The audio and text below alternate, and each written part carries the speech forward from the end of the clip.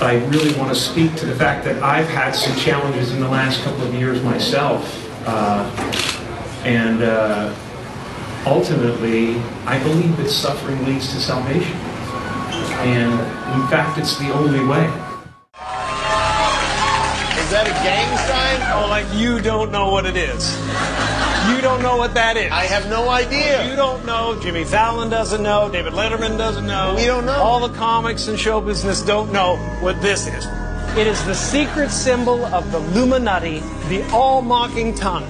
For years now, talk show hosts, people on television, people in sitcoms have been hired by the government to distract you, to make you laugh, and stuff like that, make you happy and docile, so you don't know what's really going on. Look at him trying to cover it up. It's hilarious, hilarious. You know what they're trying to do? Who? They're trying to turn us into, consumer drones of some sort. Hold on, I just got to get this. Yeah. I'm sorry, Jimmy. I was temporarily interrupted by my iPhone 6 Plus.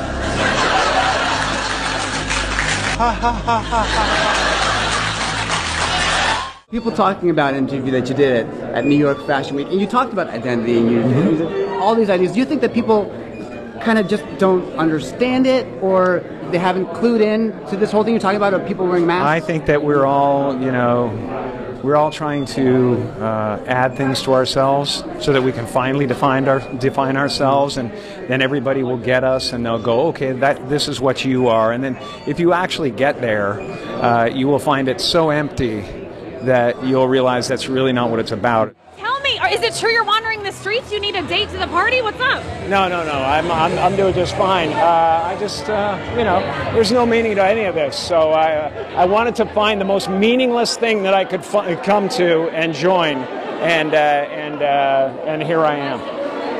They're celebrating. You got to admit it's completely meaningless. Well, they say they're celebrating icons inside. Celebrating icons, boy, that is just the absolute lowest aiming, possibility that we could come up with.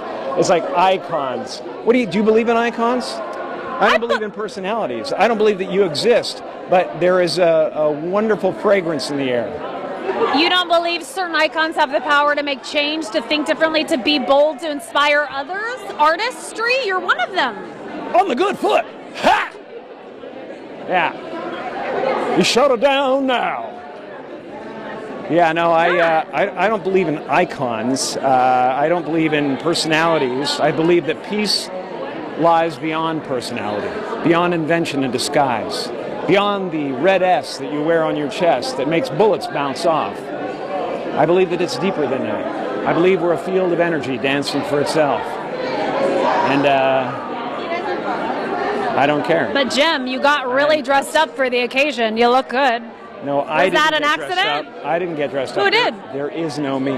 There's no you. No. We're not here. This is a dream? There's just things happening. And there are clusters of tetrahedrons moving around together. Okay. Yeah. So what's happening in our world right now? Because there is a lot of news that actually is relevant that's not that Here's uplifting. the thing. It's not our world. None That's of this the is key. real? Nope. So you're just passing We don't through. matter. We don't matter. Oh, wow. There's the good news. Okay. When Man in the Moon came out, there was all this talk about the process that you went through when you became Andy Kaufman, essentially. Did you ever have it in the back of your mind back then that you wanted to share that story in this way that you're getting to do now? Yeah, and I thought I had become Andy Kaufman, but there was no me actually at the end of it all. I realized that there was, that this character was making choices to play a character, and so that's what kind of happened, and that's what Chris found in this interview and in this footage, that there was actually a existential, not a crisis, but a discovery going on. So you can do all this without the my involved. You can do it in a way that it's not. Life isn't happening to you; it's happening for for the good of everyone. It's just it's a play.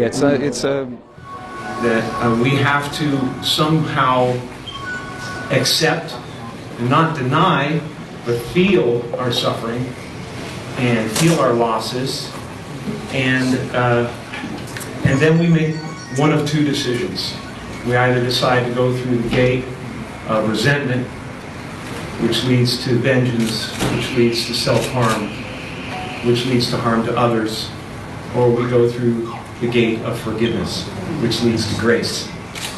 And your being here is an indication that you've made that decision already. You've made the decision to walk through the gate of forgiveness to grace, just as Christ did on the cross.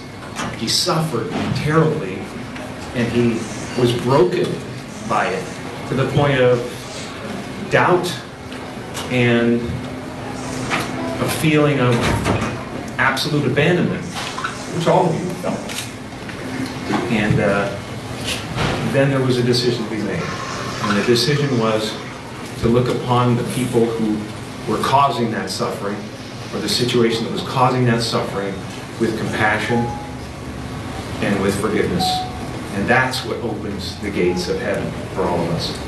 So I wish that for all of you. I wish that for myself. I know that, no matter what I've suffered, most of you have suffered worse than that.